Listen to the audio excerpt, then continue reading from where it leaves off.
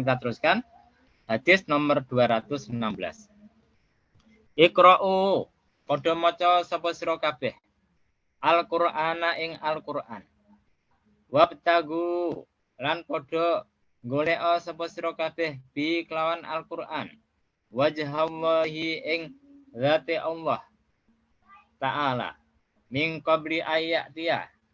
Sadurunge yen teka sapa kaum yuqimunahu kang jumenake sapa kaum ing Al-Qur'an iqamatal qidhi ing jumenenge busur ya ta'ajjaluna padha cepet-cepetan sapa wong akeh ya ta'ajjaluna cepet-cepetan sapa wong akeh hu ing Al-Qur'an wala ya ta'ajjaluna lan ora ngarep-ngarep sapa wong akeh hu ing Al-Qur'an atau mengko-mengko sapa wong akeh hu ing Al-Qur'an. Rawahu ngriwayatake hadis sapa Abu Dawud sapa Imam Abu Dawud an Jabirin saking sahabat Jabir. Ini juga diriwayatkan oleh Imam Ahmad sebetulnya. Jadi Rasulullah mengatakan Iqra'u, bacalah Al-Qur'an. Artinya bacalah sesuai yang diajarkan oleh para ulama.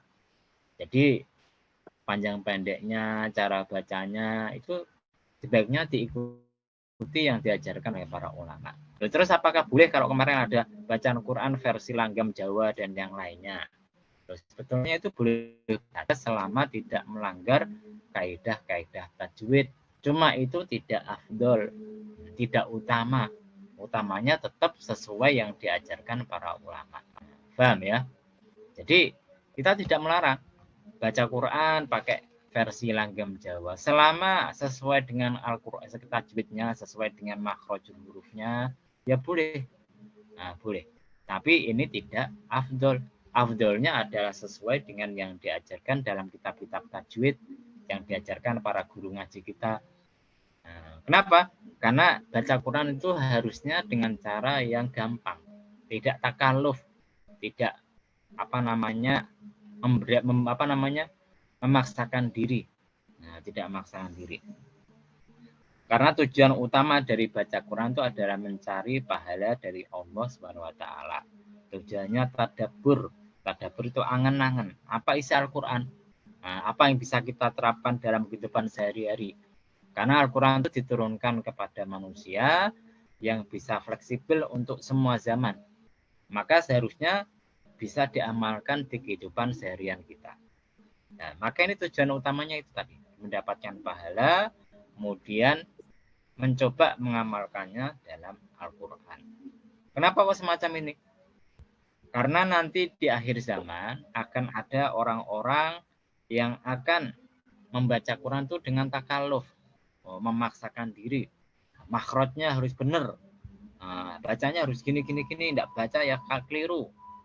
Maka kemudian mereka mempergunakan bacaan Quran ini untuk mencari duit, cari dunia, tujuannya semacam itu. Karena itu saya tadi tidak sengaja lihat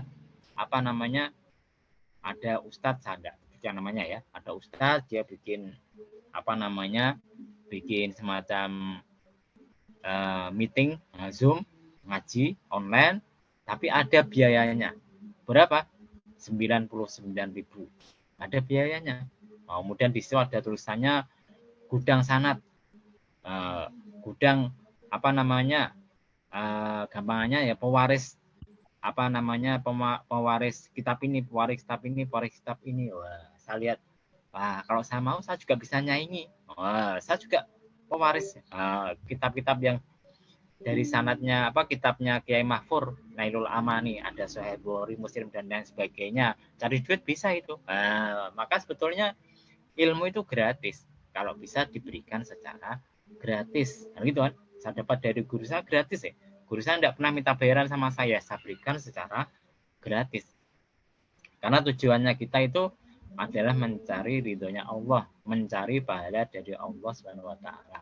Itu tujuan utama orang ulang ngaji kan seharusnya gitu.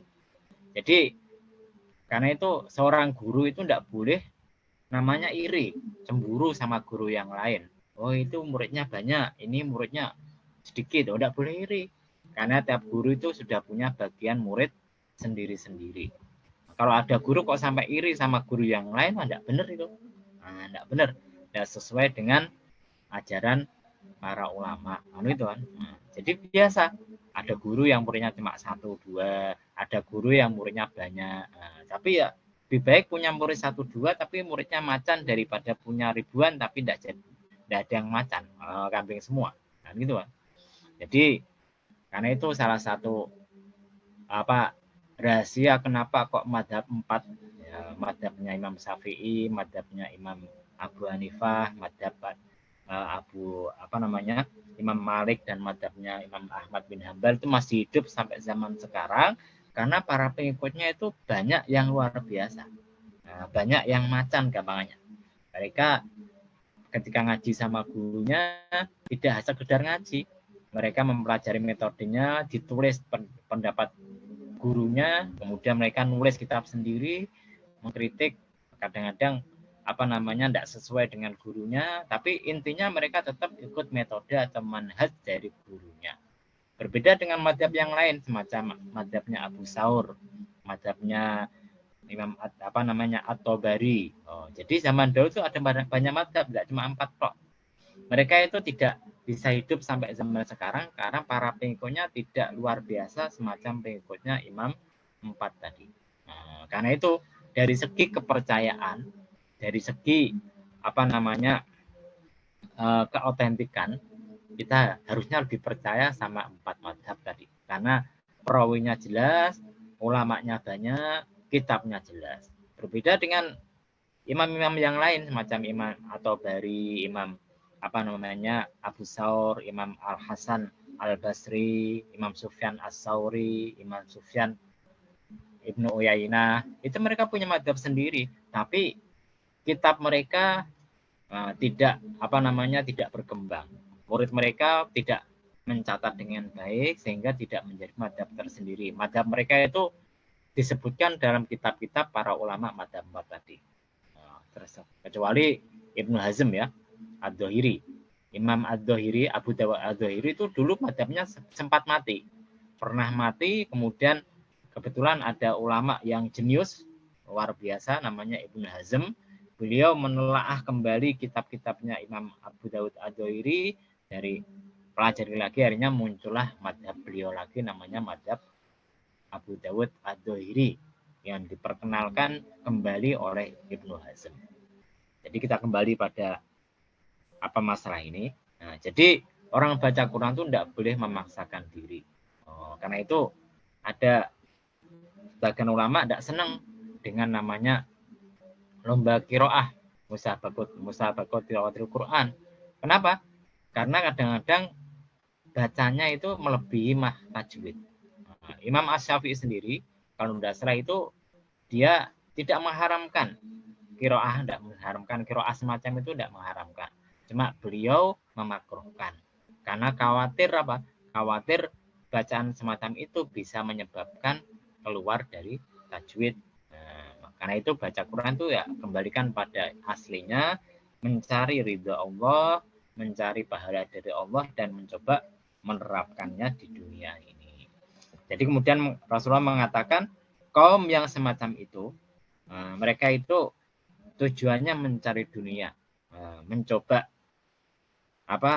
memperbaguskan Quran, seperti halnya mereka mencoba memperbaiki cara manah mereka sehingga dapat buruan. Wala yata'ajjaluna, dan mereka tidak mengharapkan pahala di akhirat nanti. Rawahu ngriwayatake hadis sapa Abu Dawud, sapa Imam Abu Dawud, an Jabirin, saking sahabat Jabir. Jadi ikut ikut seorang ulama kontemporer namanya Al-Arnaud, ketika dia meneliti Musnad Ahmad, dia kan pentahqiq namanya. Beliau mengatakan hadisnya ini adalah hadis yang sahih.